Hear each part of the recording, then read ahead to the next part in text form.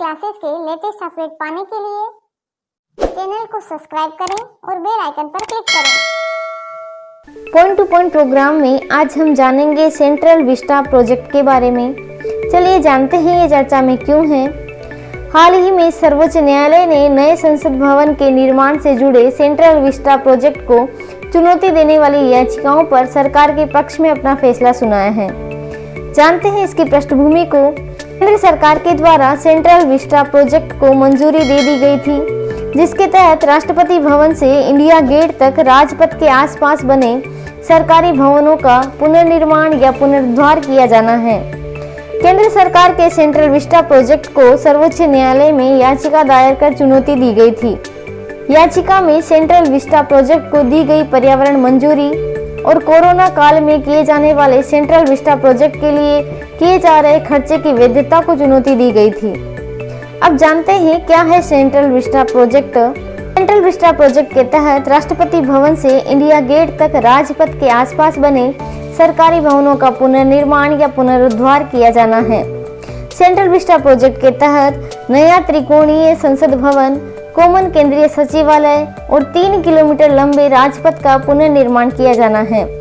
इसके अलावा नए आवासीय परिसर के निर्माण का प्रस्ताव भी सेंट्रल विस्टा प्रोजेक्ट के तहत रखा गया है।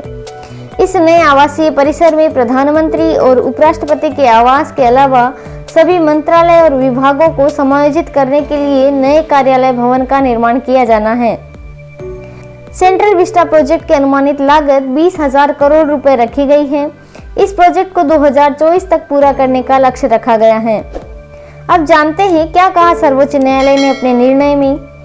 सर्वोच्च न्यायालय ने इस याचिका पर सुनवाई करते हुए कहा है कि सेंट्रल विस्टा परियोजना को मंजूरी देते समय पर्यावरण मंत्रालय द्वारा दी गई सिफारिशों को लागू किया जा रहा है और निर्माण के दौरान पर्यावरण का ध्यान रखा जाना चाहिए। इसके अलावा न्यायालय ने यह भी कहा है कि सेंट्रल विस्टा परियोजना का कार्य शुरू करने से पहले धरोहर संरक्षण समिति की स्वीकृति लेना भी जरूरी होगा। साथ ही न्यायालय ने परियोजना के क्षेत्र में निर्माण के दौरान स्मॉग गन और स्मॉग टावर लगाने के लिए भी कहा है।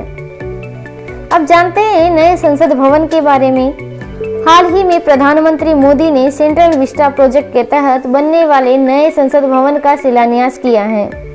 सेंट्रल विस्टा प्रोजेक्ट के तहत बनाया जाने वाला संसद भवन 64,500 वर्ग मीटर के क्षेत्र में फैला होगा और इसे बनाने में कुल 971 करोड़ का खर्च अनुमानित किया गया है।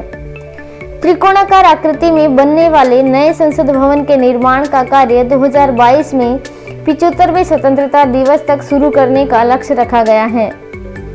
इस नए संसद भवन में 888 लोकसभा सदस्यों और संयुक्त सत्र में 1224 सदस्यों के बैठने की व्यवस्था होगी। राज्यसभा के 384 सदस्यों के बैठने की व्यवस्था के साथ भविष्य को ध्यान में रखते हुए इसमें जगह बढ़ाने का विकल्प रखा जाएगा। वर्तमान संसद भवन का निर्माण 1921 में किया गया था। इस भवन को आधुनिक संवाद सुविधाओं और भूकंप रोधी सुरक्षा व्यवस्था के साथ आधुनिकीकृत नहीं किया जा सकता, क्योंकि इस भवन में अत्यधिक पुराने होने के कारण इसे नुकसान पहुंच सकता है।